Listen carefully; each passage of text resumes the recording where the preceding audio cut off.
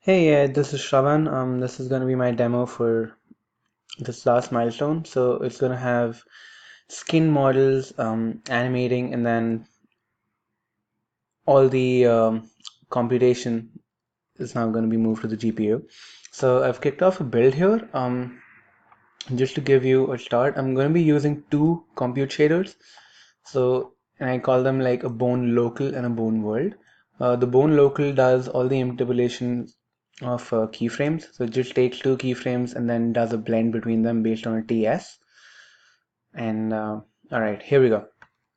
So you can see right off the bat, we have the static models, the fonts, and these two guys. And you can see that they're lit and they're animating right now.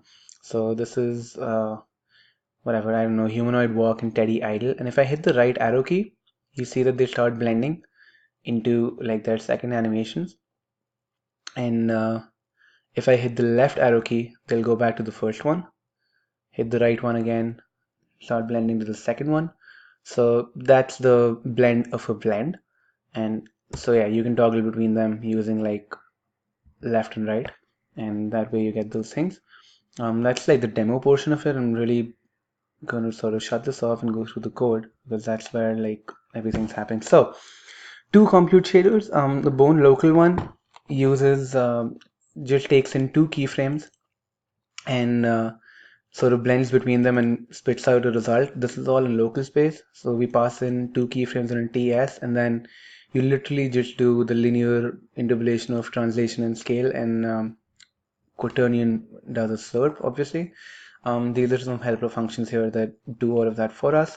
So what happens here is that in a frame bucket now, each frame bucket has an SSBO and an upload to GPU function. So what I do is every time I create a frame bucket, I immediately turn around and upload it to the GPU and delete the store from the CPU.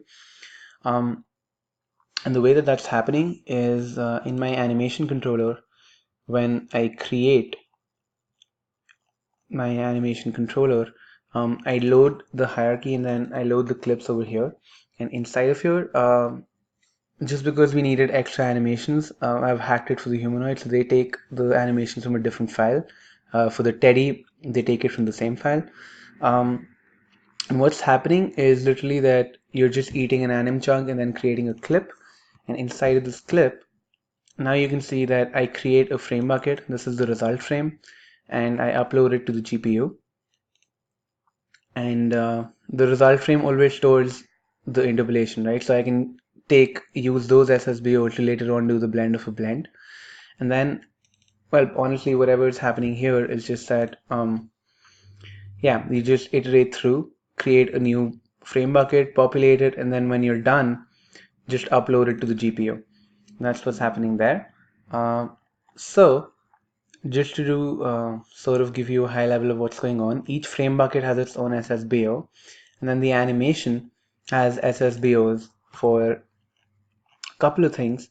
It has the SSBOs for a blend result. So this is basically what gets passed on to, this is the resulting keyframe that holds the blend result. And then this is then later on passed on to the bone world shader where everything is done in world space. So I'll just like really quickly pull that up as well. So in the bone world shader, you now get the result. So the blend of the blend, everything is in local space. You get a bone index table. This is the table that has each index and then the index of its parent. That's how you go all the way to world space. And then we also pass in the inverse pose matrix. So we want to do that calculation inside of this shader and pass it to the skin shader. It's just an optimization. And finally, this is the buffer that holds the result.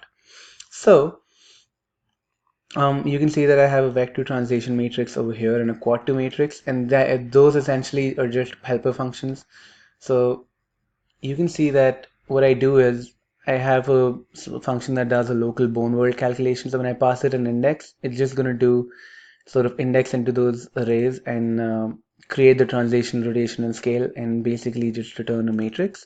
So inside of here, what I do is I get the local bone world matrix of whatever is being passed in, whatever index it is, and then I recurse up the hierarchy, or I rather I iterate up the hierarchy and calculate like the bone worlds. So you can see that that's happening here. And then finally, when I'm done, I also multiply the inverse world with that one. So now my final output has the bi of t multiplied with its inverse pose. So that's happening there. So to go back to the CPU side, you can see that the animation controller has SSBO for the blend result. Then it has an SSBO that holds the bone world result. It has an SSBO that has the index table. It has an SSBO that holds the inverse pose. So when I create an animation controller, what I do is I just create stores for the index table and the bone worlds, and then when I load the hierarchy, I populate the index table, and then once I have that, what I can do is I can just upload the inverse pose matrix. So I calculate that here as well when I do the hierarchy. So you can see this is a skeleton type. I eat this, and then the inverse pose type. So those two things are then uploaded. And then when I upload a bone world, this is again just creating space for those matrices on the GPU. So you just set that over there and then delete the store from the CPU. Similarly with the inverse store, similarly with the blend results. So you're just, creating space for them on the GPU and deleting them from the CPU side. So when that is done, now inside of process animation, what we can do is we have a clip. So we know that each animation has two clips. So when I do process keyframes, this is where the first interpolation happens for each clip.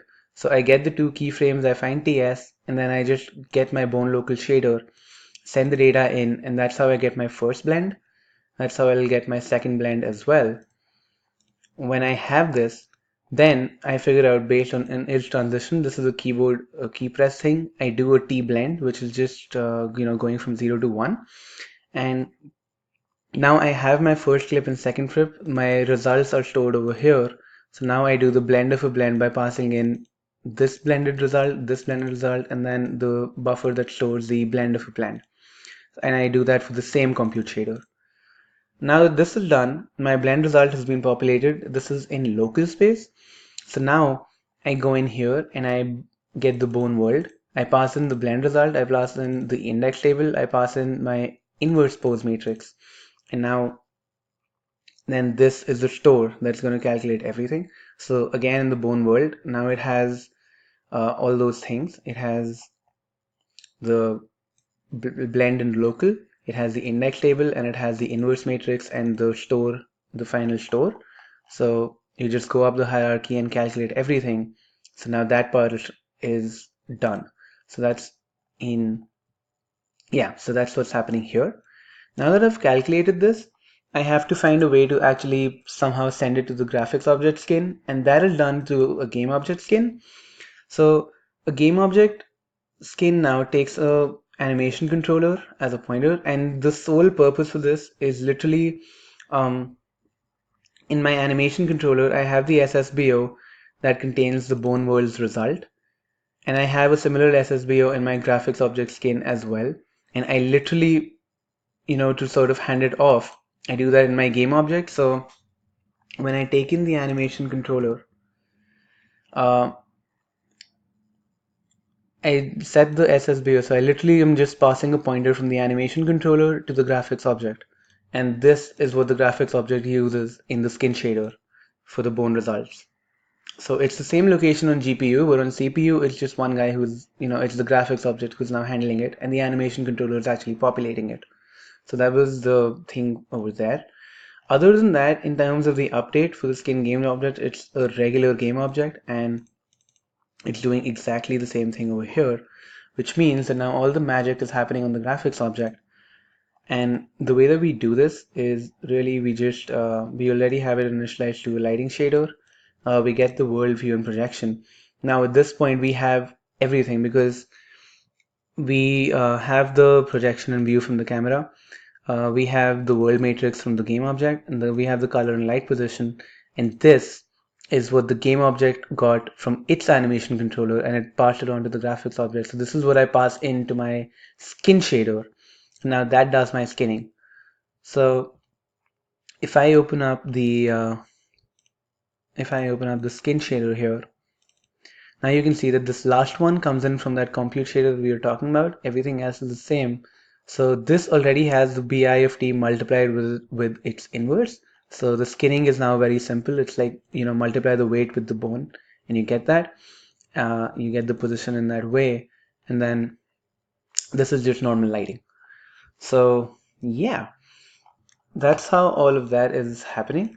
The last thing that I just want to show here real quick is the skinned model, because when I create a skinned model, I have these structures. These come in from the converter, so the index table and the weight table.